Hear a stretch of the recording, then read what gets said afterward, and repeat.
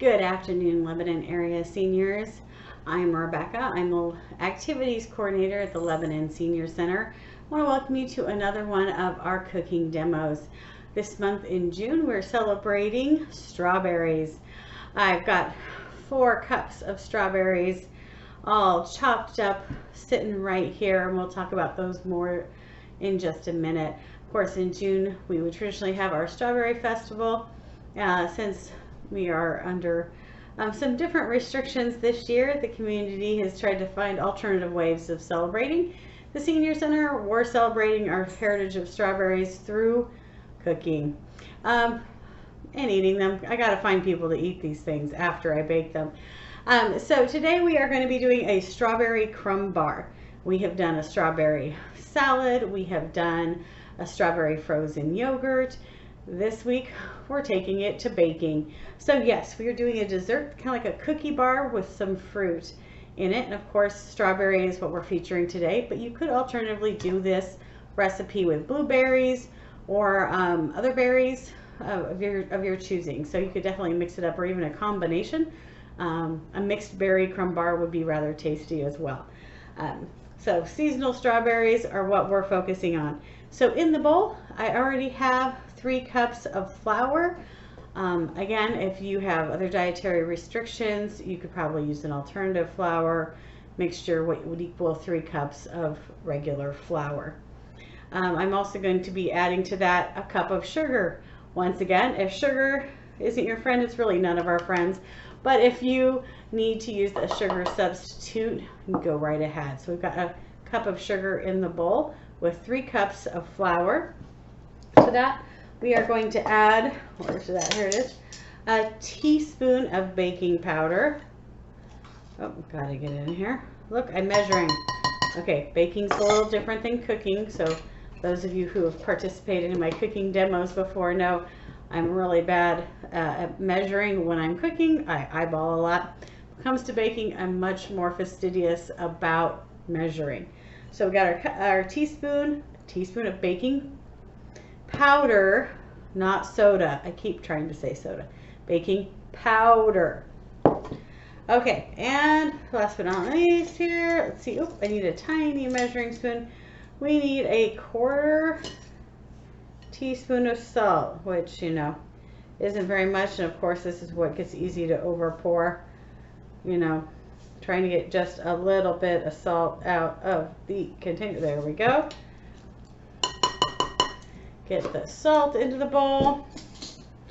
I am going to just mix up our dry ingredients here a little bit. I am using a pastry brush. That's not what I mix all my ingredients and all recipes together with, but since we're going to be cutting in some butter, why dirty another tool? I'm just going to use this one. All right, got our dry ingredients mixed together, and now I am going to kind of drop in, and hopefully try to keep that flour in the bowl. There we are. So into our dry ingredients, I have put 1 cup of butter. And now you just need to cut in, and you can certainly use a knife and fork to cut in. If you want to use a food processor, you have a food processor, you could certainly whirl all of this together in a food processor, just to the point of getting the butter cut in. You want about pea-sized little nuggets of dough. Sometimes you end up with a little bit of flour left over that's not stuck to butter, and that's okay. It won't be perfect. You just got to work it in there. I kind of like to use this instead of just a rocking one direction. I kind of like to go with a twist, up and down method. I've seen many women, a couple of guys over the years, all have their different ways of cutting butter into flour for pastry crust and other various things. And if that dough gets a little cut up on your pastry cutter or your fork and your knife, you can certainly just scrape it off and get back to it. There you go.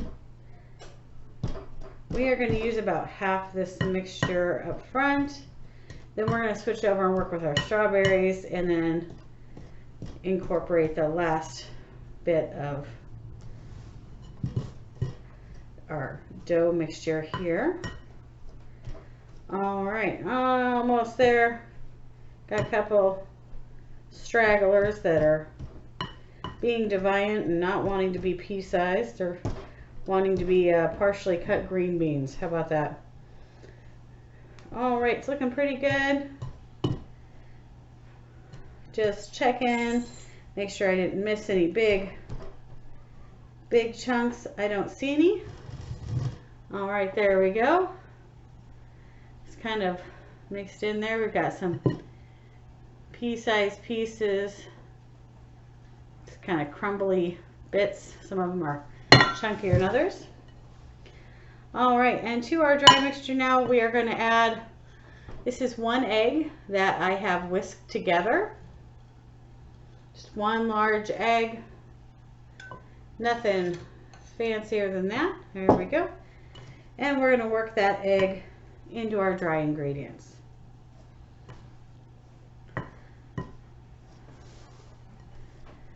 Looks like a very dry kind of biscuit dough. Very dry pastry crust. You might go, that looks really dry, Rebecca. Aren't you going to add any more liquid? I'm going to say no. We're not adding any more liquid to this. Once we pop it in the oven, the butter's going to activate a little bit. As it melts, it'll add some additional moisture to the flour and bring it together. But also our strawberries, I don't know if you've enjoyed strawberries. Hopefully you've had the pleasure of eating one, but they're pretty juicy also. So some of our strawberries, their juice is going to incorporate into this dough as well, add some additional moisture. So we don't want a wet dough, otherwise you're going to get a very soggy, messy, sloppy cookie, and we don't want that. It'd probably end up more like a pudding than some kind of strawberry paste. I'm sure anything with strawberries is good, right? All right, there we go. Put my pastry blender off to the side. And so as I said, so we've got all of our ingredients mixed together, and now we need to bring over, got to carefully lift it over. I've got a 13 by 9 baking dish here. So for me it's Pyrex. You might have a different brand, but 13 by 9 baking dish. I have coated it with a little cooking spray, or you could coat it with a little butter. Something to kind of help the bars release from the bottom of the pan once they're cooked. All right, so half of this dough, I kind of give myself a measurement down the middle of the bowl, is going right into this pan.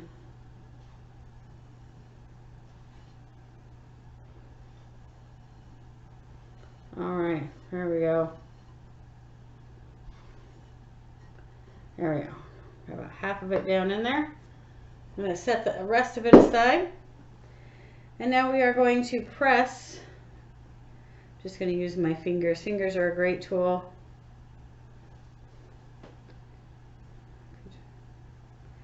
Back of my spatula here, trying to even it out a little bit. All right, and we're going to press it down. Again, I'm just pressing with my palm. You could use the bottom of a glass. You could use the measuring cup, whatever, or just your palm. Just, of course, wash the hands before we started all of this. So there we go. Pressing, pressing, pressing, pressing. Give it a little firmness. Want it to kind of stick together as a bar, so when you cut it after it's baked, there's some definition between pieces. There we go. All right, so we've pressed that down in. Oop, got hair. All right, and now we're going to talk about our strawberries. So as I said at the beginning, we have 4 cups of chopped up strawberries in this bowl. We have added another ½ cup of sugar and we have added 3 teaspoons of cornstarch and mixed it together. So that's just kind of been sitting here gelling. The cornstarch will kind of absorb some of those juices and make it more syrupy as it bakes, not just, you know, juice. All right, so with this, we are going to pretty simply follow up with myself, kind of pour it. Oop. Should have had the spatula in hand first. Don't want any of my strawberry juices going to waste here.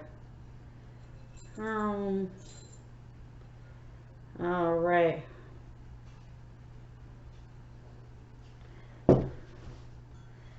There we go. So our strawberries mixture got poured over the top of our crust. And I'm just kind of spreading it out here, kind of trying to make a nice even layer. I'm trying to not to get all the juice on one side and all the berries on the other. Have a super goopy part and less strawberries somewhere else. That wouldn't be fun. I want even distribution of strawberries in every bite. Seems like that should be a rule. This to me is kind of like strawberry shortcake on the go. If you were taking off maybe for a picnic or something and wanted that strawberry shortcake flavor, but you know, maybe it was going to be hard to pack or take a cooler if you were hiking or something, maybe you wouldn't want to do all of that extra work trying to figure out how to chill the whipped cream and the berries. But you can make these strawberry bars and take them on the go with you. The fun of trying to figure out what to do. There, we'll just stick that in there. All right, so we've got our crust on the bottom. We've got our strawberry layer. Now we are going to take the rest of our crumbly pastry mixture, and we're going to just kind of, we always want to say, evenly cover it over the top layer of the strawberry. So I find this works best just by sprinkling it around.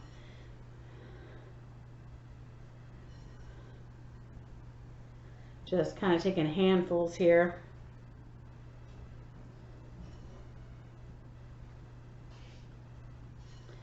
And as it cooks, it's kind of fun because you'll see the strawberry mixture bubble up between some of these crumbs. So it kind of looks like it's breaking through.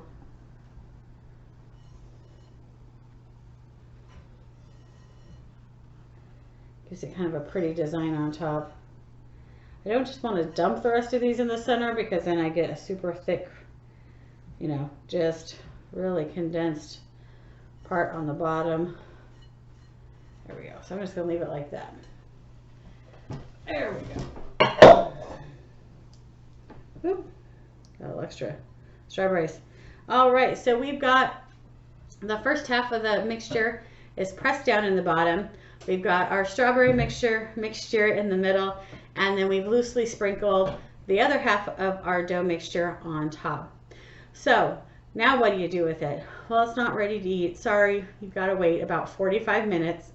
The oven behind me has been preheating. It's preheating at 375 degrees. So when it's ready, you'll slide this into the oven and wait, set that timer or put a clock, you know, countdown on your phone, whatever. Just make sure you check on your bars in 45 to 50 minutes. You should have, the crust should have kind of a golden brown to it, and you'll definitely be smelling some strawberries.